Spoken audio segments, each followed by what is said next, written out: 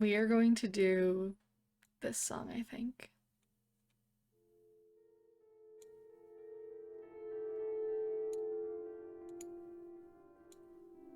How's that? Is that good music for you guys?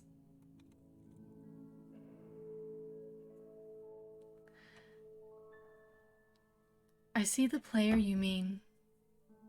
Corvo Oki. Yes, take care. It has reached a higher level now. It can read our thoughts. Well, that doesn't matter. It thinks we are part of the game. I like this player. It played well.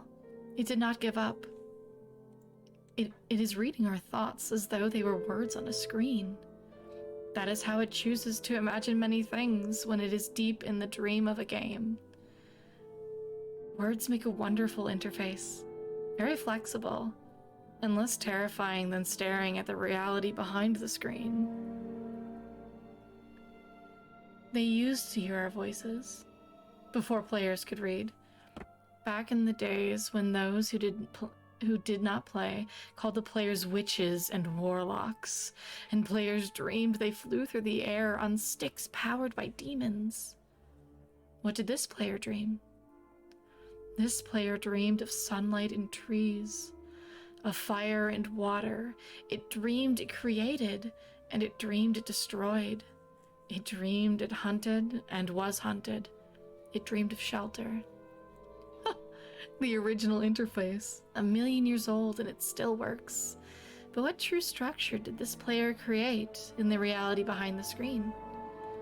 It worked with 1,000,000 others to sculpt a true world in a fold of the... and created for... in the... I cannot read that thought. No, it is not yet achieved. A little bit. It has not yet achieved the highest level. That it must achieve in the long dream of life, not the short dream of a game. Does it know that we love it? That the universe is kind? Sometimes, through the noise of its thoughts, it hears the universe, yes. But there are times it is sad in the long dream. It creates worlds that have no summer, and it shivers under a black sun and takes its sad creation for reality. To cure it of sorrow would destroy it. The sorrow is part of its own private task. We cannot interfere. Sometimes, when they are deep in dreams, I want to tell them they are building true worlds in reality.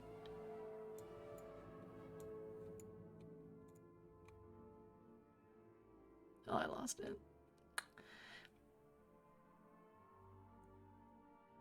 Sometimes I want to tell them of their importance to the universe. Sometimes, when they have not made a true connection in a while, I want to help them speak the word they fear.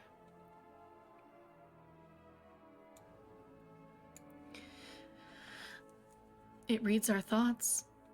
Sometimes I do not care. Sometimes I wish to tell them, this world you take for truth is merely... and I wish to tell them that they are in the... They see so little of reality in their long dream, and yet they play the game. But it would be so easy to tell them. Too strong for this dream. To tell them how to live is to prevent them from living. I will not tell the player how to live. The player is growing restless. I will tell the player a story, but not the truth. No, a story that contains the truth safely in a cage of words, not the naked truth that can burn over any distance. Give it a body again. Yes. Player. Use its name. Corvo Oki, player of games. Good.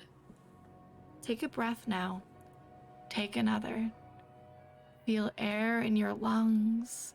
Let your limbs return. Yes, move your fingers. Have a body again. Under gravity in air. Respawn in the long dream. There you are.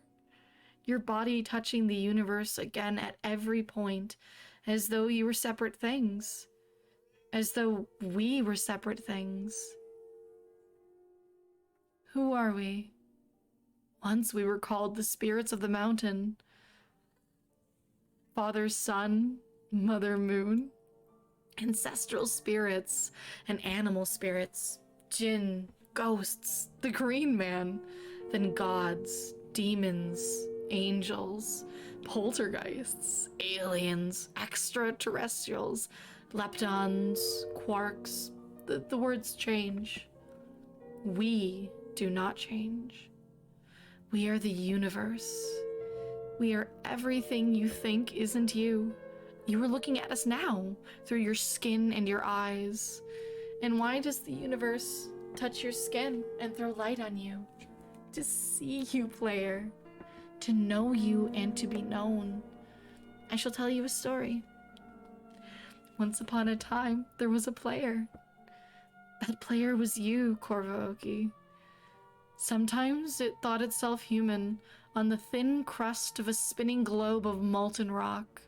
The ball of molten rock circled a ball of blazing gas that was 330,000 times more massive than it. They were so far apart that light took 8 minutes to cross the gap. The light was information from a star, and it could burn your skin from 150 million kilometers away.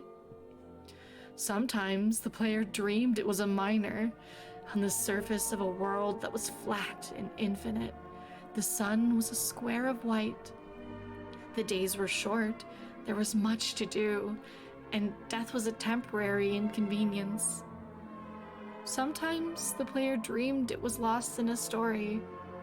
Sometimes the player dreamed it was other things, in other places. Sometimes these dreams were disturbing. Sometimes very beautiful indeed. Sometimes the player woke from one dream into another, then woke from that into a third. Sometimes the player dreamed it watched the words on a screen. Let's go back. The atoms of the player were scattered in the grass, in the rivers, in the air, in the ground. A woman gathered the atoms. She drank and ate and inhaled, and the woman assembled the player in her body. And the player awoke from the warmth, dark world of its mother's body into the long dream. And the player was a new story, never told before, written in letters of DNA. And the player was a new program, never run before, generated by a source code 1 billion years old. And the player was a new human, never alive before, made from nothing but milk and love. You are the player, the story, the program, the human, made from nothing but milk and love. Let's go further back. The 7 billion atoms of the player's body were created long before this game, in the heart of a star. So the player too is information from a star. And the player moves through a story, which is a forest of information planted by a man named Julian on a flat, infinite world created by a man named Marcus that exists inside a small, private world created by the player, who inhabits a universe created by Shush.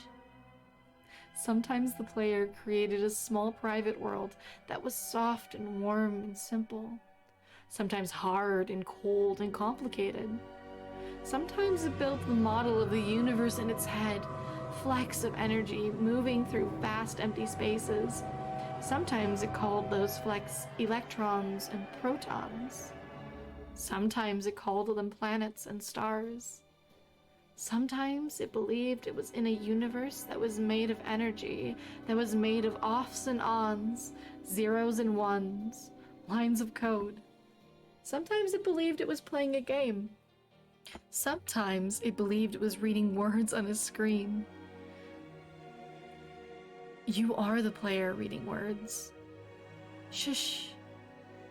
Sometimes the player reads lines of code on a screen, decoded them into words, decoded words into meaning, decoded meaning into feelings, emotions, theories, ideas, And the player started to breathe faster and deeper and realized it was alive.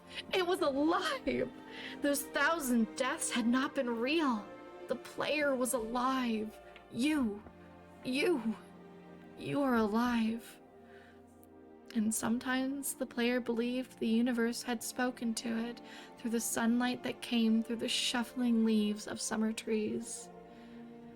And sometimes the player believed the universe had spoken to it through the light that fell from the crisp night of sky of winter, where a fleck of light in the corner of the player's eye might be a star 1,000,000 times as massive as the sun, boiling its planets to plasma in order to be visible for a moment to the other player.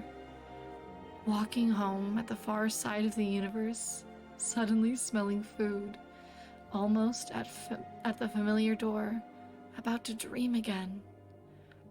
And sometimes the player believed the universe had spoken to it through the zeros and ones, through the electricity of the world, through the scrolling words on a screen at the end of a dream.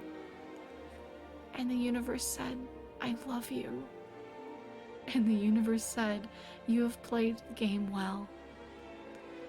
And the universe said, "Everything you need is within you." And the universe said, "You are stronger than you know." And the universe said, "You are the daylight." And the universe said, "You are the night." And the universe said, "The darkness you fight is within you." And the universe said that the light you seek is within you. And the universe said, "You are not alone." And the universe said, "You are not separate from every other thing." And the universe said, "You are the universe tasting itself, talking to itself, reading its own code." And the universe said, "I love you because you are love." And the game was over. And the player woke up from the dream. And the player began a new dream. And then the player dreamed again, dreamed better. And the player was the universe. And the player was love. You are the player. Wake up.